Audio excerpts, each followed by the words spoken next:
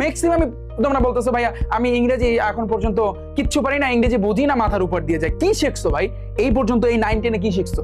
তুমি কি শিখছো আমাকে বুঝাও। আর তুমি কার কাছে শিখছো আমাকে বলো। তুমি বলো যে ভাই আমি গণিত পারি না, তুমি গণিত পারো না, তুমি কার কাছে শিখছো? তুমি বলো আমি সায়েন্সের সাবজেক্টে একটাও কিছু পারি না, মাথায় ঢুকতেছে না, তাহলে তুমি কার কাছে শিখছো?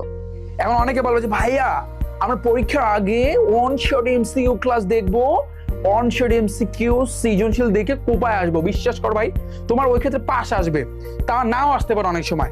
তুমি যদি পরীক্ষার আগে আগে ধরো ফাইনাল পরীক্ষায় একটা 10 ঘন্টা বেবি একটা one shot MCQ class, one shot CQ সৃজনশীল ক্লাস দেখে টপ টপ করে তুমি পরীক্ষাতে অ্যান্সার করে আসবা, এইটা যদি তোমার মাথায় থাকে, তাহলে তোমার এ প্লাস তো জীবনেও আসবে না, তোমার এ প্লাসটা কিন্তু আসবে না।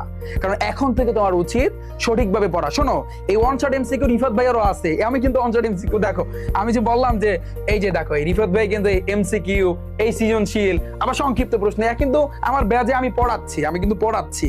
কিন্তু কথা হচ্ছে তোমার আগে যেটা শিখতে হবে বেসিক। তুমি আমার গণিতের উপর আমার বেসিক ক্লাস আছে, আমার ইউটিউব চ্যানেলে ক্লিক করো, প্লে লিস্টে যাও, তুমি বেসিক ক্লাস দেখো। আমার ক্লাস দেখার পরে যদি কোনো স্টুডেন্ট বলে যে ভাইয়া বুঝতে পারি না, তখন আমি বললাম যে আমি রিফাত হোসেন, আমি জীবনেও পড়াবো না। যাও তুমি গণিত দেখবা, তুমি ফিজিক্সের উপর ক্লাস আছে, কেমিস্ট্রিতে উপর ক্লাস আছে, হায়ার ম্যাথের উপর ক্লাস আছে, বায়োলজির উপর ক্লাস আছে, তুমি দেখো আমার ইংরেজির উপর ক্লাস আছে, ইংরেজিতে আমি তোমাদের পুরো বানাই দেবো।